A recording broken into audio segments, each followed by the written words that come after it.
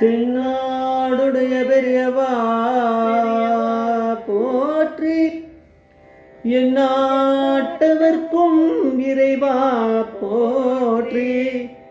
சர்வஜா சர்வவியாபி மகா பெரியவா சரணம்.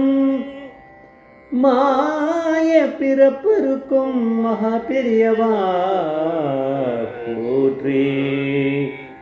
மாய பிறப்பருக்கும் மகா பெரியவா போற்றி. அப்பார குண சிந்தும் ஞானதம் சாத்திருப்பணம் ஸ்ரீ சந்திரசேகர் குணம் படமாமதனம் கலியுதயம் காட்சி இந்த யூடியூப் சேனல் பிரத்யேகம் அந்த மகாபெரிய பக்தர்களுக்கு ஏற்பட்டு கொண்டிருக்கும் அனுபவங்களை ஒவ்வொரு நாளும் ஒரு அனுபவம். அதுக்கு ஒரு தலைப்பு. அனுபவத்தோட தலைப்பு இல்லை கரெக்டாக தான் எழுதியிருக்கான், இல்லை கரெக்டாக தான் எழுதியிருக்கான். இந்த சேனல் இது சப்ஸ்கிரைப் பண்ணதெல்லாம் பண்ணுங்க, தினமே பாருங்கள்.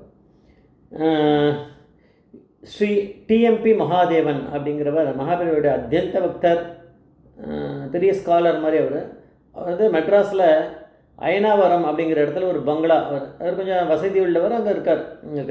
பெரியவா வந்து ஒரு தடவை இவர் வீட்டுக்கு விஜயம் பண்ணுறதா ஒரு தகவல் வந்தது. அது முதல் நாளே கொஞ்சம் வந்திருக்கு, சாயங்காலம் அது மாதிரி இல்லை ராத்திரியே வந்திருக்கு. உடனே அவர் ஏற்பாடு பண்ணியிருக்கார், எல்லாம் கொஞ்சம் நீட் பண்ணி பெரியவா வரா அப்படின்னு சொல்லிட்டு வாசலில் வந்து 2 வாழை மரம் கட்டி மாவளை தோரணம்லாம் கட்டி அதெல்லாம் ரெடி பண்ணி வச்சுருக்கார். அவர் நல்ல ஏற்கனவே வாசல் அந்த 2 பக்கம் காம்பவுண்டு அந்த வால்லாம் நல்லா இருக்குன்னு சுண்ணாம்பெல்லாம் அடிச்சிருக்கு, வெள்ளை அடிச்சிருக்கு, பிரச்சனை இல்லை.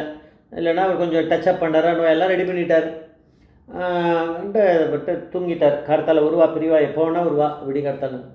அப்போது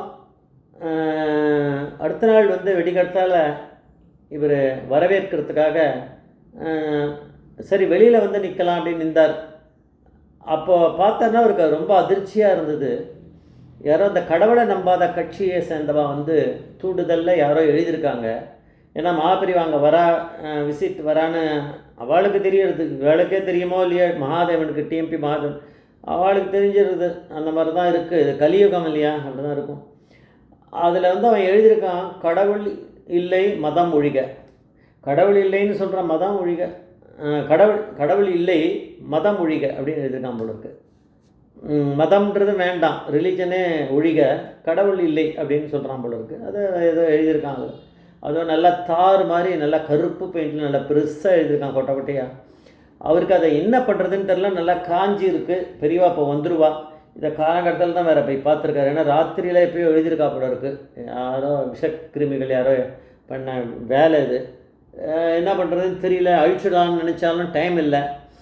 பரவா வேறு வந்துட்டா, ஜெய்சங்கர் ஹரசங்கர் மெதுவா வந்தாச்சு. வந்தவுடனே பெரியவா அந்த காம்பவுண்டு வாழை ஒரு நோட்டம் விட்டுண்டே உள்ளே வந்தார். நல்லா தெரிஞ்சிருது, இவர் பார்த்துட்டார். ஆனால் பெரியவா கிட்ட அப்புறம் நம்ம மன்னிப்பு கேட்டுக்கலாம்னு நினச்சார். உள்ளே போனார். பெரியவா வந்து ஏதோ அந்த பூஜை எதாவது பண்ணாரா, இல்லை அந்த பூஜை ரூமுக்கு போயிட்டு வெளியில் வந்தாரா தெரியுது. முடிஞ்சுட்டு அவர் கிளம்பிட்டார். வரும்போது காம்பவுண்டு வால்கிட்ட அதுக்கிட்ட வந்து பார்த்துட்டே ஒரு ஸ்மைல் பண்ணியிருக்கார். அப்போது டிஎம்பி மகாதேவனை இப்படி பார்த்தோடனே டிஎம்பி மகாதேவன் வந்து சொன்னார், பெரியவா மன்னிச்சுடுங்க, நேற்று ராத்திரி நான் தூங்கிட்டு இருக்கச்சே சில விஷமிகள் இது எழுதியிருக்கா, அழிச்சுடலான்னு நினச்சேன், நேரம் இல்லை அப்படின்னாராம். உடனே பெரியவா சிரிச்சுட்டேன், ஏன் அழிக்கணும், சரியாக தானே எழுதியிருக்காவா அப்படின்னு பெரியவா பதில் சொன்னாலாம். அவருக்கு ஒன்றும் புரியல. பெரியவா கிளம்பி போயிட்டா. பெரியவா ஏன் இப்படி சொல்லியிருக்கா, அவள் கரெக்டாக தானே எழுதியிருக்கா அப்படின்னா, இது என்ன இது ஏத்திஸ்ட்டு, அவன் வந்து இந்த மாதிரி கடவுள் கிடையாது மதம் ஒழிக அப்படின்னு எழுதுகிறா. ஆனால் பெரியவா வந்து கரெக்டாக தானே எழுதியிருக்கான்னு எப்படி சொல்கிறா அப்படின்னா, அதுக்கு புரியறதுக்கு அவர் கொஞ்சம் லேட்டாக இருக்குது. அடுத்த நாள் ஸ்லோவாக புரிஞ்சுட்டுருக்காரு, என்ன இருக்குன்றதை அதை பார்த்து அதில் எழுதியிருக்கிறத பார்த்து புரிஞ்சுட்டுருக்கார். அதில் எப்படின்னா கடவுள் இல்லை மதம், அது வரைக்கும் கண்டினியூஸாக இருக்குது, அதில் கேப்பே இல்லாமல் இருக்குது. கடவுள் இல்லை மதம், அதுக்கப்புறம் ஒரு பெரிய கேப் கொடுத்து ஒழிகன்னு போட்டிருக்கு. கடவுள் இல்லைன்னு சொல்கிற ஒரு ரிலீஜன் இருக்குல்ல, அது ஒரு குரூப்பு மதம், அதை ஒழிகன்னு சொல்கிறான். அப்போது ஏத்திஸ்டியே ஒழிகன்னு சொல்லிக்கிற அவர் இருக்குது. கடவுள் இல்லைன்னு யார் சொல்கிறாளோ அந்த மாதிரி மதம் அவள் வந்து அவளை ஒழிகன்னு சொல்கிற மாதிரி அது எழுதியிருக்கு அப்படின்றத பிரிவாக தான் கண்டுபிடிச்சிருக்கா. இவருக்கு அது தோணலை, கடவுள் இல்லை மதம் கேப் விட்டு ஒழிக இருக்குது, அப்போ கரெக்டாக தானே எழுதியிருக்கான் அப்படின்னு பெரியவா அந்த மாதிரி எடுத்துக்கிறார். பரமேஸ்வரனுக்கு அந்த ஒரு செகண்டில் நோ தோன்றது, நம்மளுக்கு அது மாதிரி தோன்ற மாட்டேங்கிறது. நம்ம எவ்வளோ பெரிய ஸ்காலராக இருக்கும், நிறைய நிறைய நிறைய படிச்சிருக்கோம், நிறைய கட்டுரைகள் எழுதுகிறோம், நிறைய நம்மளுக்கு அந்த திங்கிங் பவரோ அந்த மாதிரி ரிசர்ச் பண்ணுறது அதெல்லாம் நிறைய பண்ணியிருக்காரு அவருக்கு நம்மளுக்கு இந்த மாதிரி ஒரு சின்ன ஒரு டக்குன்னு இது தெரியாமல் போயிடுத்த, கண்ணில் படாமல் பெரியவா எப்படி கண்டுபிடிச்சிருக்கா அப்படிங்கிறத அவர் பின்னாடி தெரிஞ்சுட்டாராம். அவன் பெரியவா கிளம்பி போயாச்சு, பெரியவா வரும்போதே சிரிச்சுட்டே உள்ளே வந்திருக்கார். போகும்போது அந்த இடத்துல இருந்து ஒரு பார்த்துட்டு அதை பார்த்துட்டே இவரை ஸ்மைல் பண்ணும்போது தான் டிஎம்பி மாதவன் சொன்னாராம், பெரியவா சாரி மன்னிச்சுக்குங்க, நான் அழிக்கணும்னு நினச்சேன் அப்படின்னு. அழுதும் ஏன் அழிக்கணும், நல்லா தானே கரெக்டாக தானே எழுதியிருக்கான் அப்படின்றார். விஷமிகள் இது மாதிரி எழுதிட்டு போயிட்டா அப்படின்னு இவர் சொல்கிறார். ஸோ நம்மளுடைய கண்ணோட்டம் வேறு மாதிரி இருக்குது, பெரியவரோட கண்ணோட்டம் வேறு மாதிரி இருக்குது. அதுவும் இல்லாமல் அது எழுதினது அப்படி தானே இருக்குது, கடவுள் இல்லை மதம் ஒழிக அப்படின்னு எழுதியிருக்கான். அப்போ கரெக்டு தானே, அவனே அவன் ஒழிகன்னு சொல்லிக்கிற மாதிரி தானே இருக்குது, அது கரெக்டாக தானே எழுதியிருக்கான்ற மாதிரி பெரியவாளுடைய இது இருக்குது.